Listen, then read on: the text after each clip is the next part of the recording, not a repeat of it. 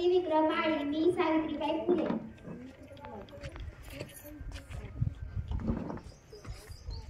माझे नाव अलिया मोलानी सय्यद. मी फातिमा. मी राधिका गोपाळ पांचाळ. मी सावित्रीबाई फुले यांच्या अंगावर दगडगोटे टाकणार आहे. माझे नाव शाली शिवाजी पवार आहे. मी सावित्रीबाई फुले व फातिमा शेख यांच्यावर दगड शेण टाकणार आहे. माझे नाव सुप्रिया सतीश शितोळे आहे. मी सावित्रीबाईच्या अंगावर दगड टाकणार आहे. सावित्री महाराष्ट्राच्या शिक्षण नाही. मी शिकवतो सदा. सावित्री महाराष्ट्रातल्या मुलींना शिक्षण नाही. मग काय करावे आता? मी तुला शिकवतो. तू लहान मुलींना शिकव. ठीक आहे. चल. मी फातिमा शेख आहे. मी पण शिकणार आहे. अननसाचं आ आईचं ई इमारतीचं ऊ ई लिंबूचं हा अभ्यास आहे. तुम्ही उद्या करून या. ठीक आहे. लोकांनो, तुमच्या मुलींना उद्या शाळेत पाठवा. माझी पत्नी सावित्री तुमच्या मुलींना शिकवणार आहे. काय जमाना आहे? सावित्री मुलींना शिकवायला निघाली. धर्म भ्रष्ट करत आहे. हो हो खरंच आहे. आता काय करायचं? शेण दगड गोळा करा. तिला आपण मारूयात म्हणजे ती शिकवणार नाही. हो हो.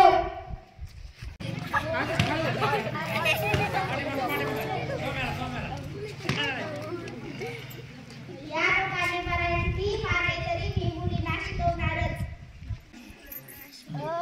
अननसाचं आ आईचं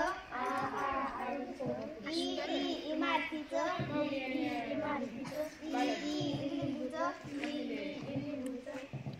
हा तुमचा अभ्यास आहे. हे तुम्ही उद्या करून या. जेव्हा त्यांनी मुलींना शिकवायला जायला लागल्या त्या तर समाजातल्या स्त्रियांनीच त्यांना विरोध केला.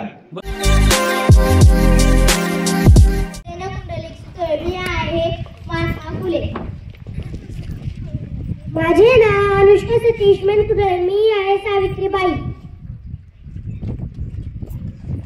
माझे नाव जानवी गजानन माळी. मी आहे एक शाळेतली विद्यार्थिनी.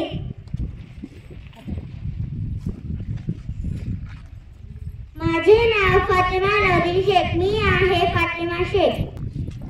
मी आहे गावातील नागरिक.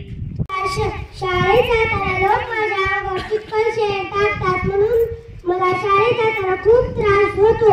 आपण लोकांना थांबवू शकत नाही.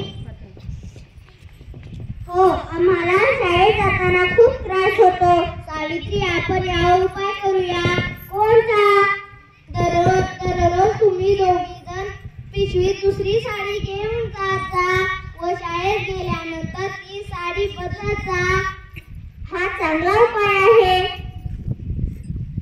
सावित्री लोकांच्या बोलण्याला व वागण्याला तू अशी रडू लागलीस तर जे आपण स्वप्न हाती घेतले आहे ते कसे पूर्ण होणार?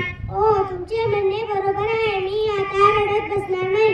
मी प्रत्येक परिस्थितीवर मात करून आपले स्वप्न पूर्ण करेन. चल फातिमा शाळेत जाऊया. चला शाळेत जाऊया. बघा ही सावित्री निघाली वर तोंड करून शाळेत शिकवायला. हो बघा बघा. थांबा.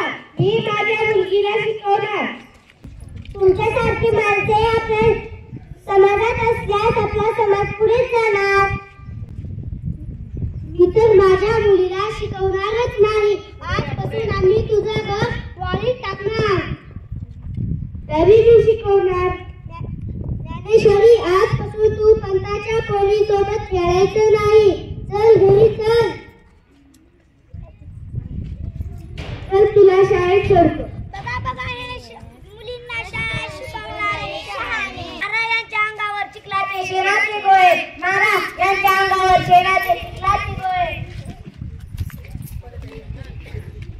मुलगी शिकली म्हणजे सासर आणि माहेर. प्रगती होते. त्यामुळे मुलींना शिकवा. मुलींना शिकवण्यासाठी सावित्रीबाईंनी व ज्योतिबांनी खूप प्रयत्न केला. त्यामुळे तुम्ही व मी आज येथे दिसत आहोत. म्हणून धन्य धन्य ती सावित्री व धन्य धन्य ती ज्योतिबा अशा या सावित्रीबाईंना माझे शतशः नमन. धन्यवाद.